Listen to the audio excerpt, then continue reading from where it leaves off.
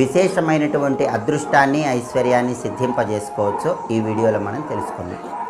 ఎప్పుడైనా సరే ఆదివారం రోజు గోమాతకు ఆహారం తినిపించేటప్పుడు నానబెట్టినటువంటి గోధుమలు బెల్లం గోవుకు తినిపించండి. ఇలా చేస్తే ఉద్యోగంలో తొందరగా ప్రమోషన్లు వస్తాయి, తండ్రి తరపు ఆస్తులన్నీ తొందరగా చేతికి అందుతాయి, రాజకీయ రంగంలో మంచి అధికార పదవులు వస్తాయి, అనారోగ్య సమస్యల తీవ్రతను తగ్గింపజేసుకోవచ్చు. ఈ ప్రయోజనాలన్నీ కలగాలంటే ఆదివారం రోజు నానబెట్టిన గోధుమలు బెల్లం ఆవుకు ఆహారంగా తినిపించాలి.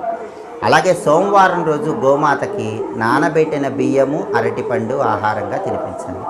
ఇలా చేస్తే మానసిక అశాంతిని తొలగింపజేసుకోవచ్చు, మానసికంగా చక్కటి ప్రశాంతత కలుగుతుంది. అలాగే ఇంట్లో పిల్లలకి బాలారిష్ట దోషాల వల్ల చెప్పిన మాట వినకపోవటం, మొండితనంగా ప్రవర్తించడం, కిందబడి ఏడవటం, సన్నబడిపోవటం, చిక్కిపోవటం, దృష్టి దోషం ఉండటం, ఇలాంటి సమస్యలు ఉన్న ఆ సమస్యలన్నీ పోవటానికి కూడా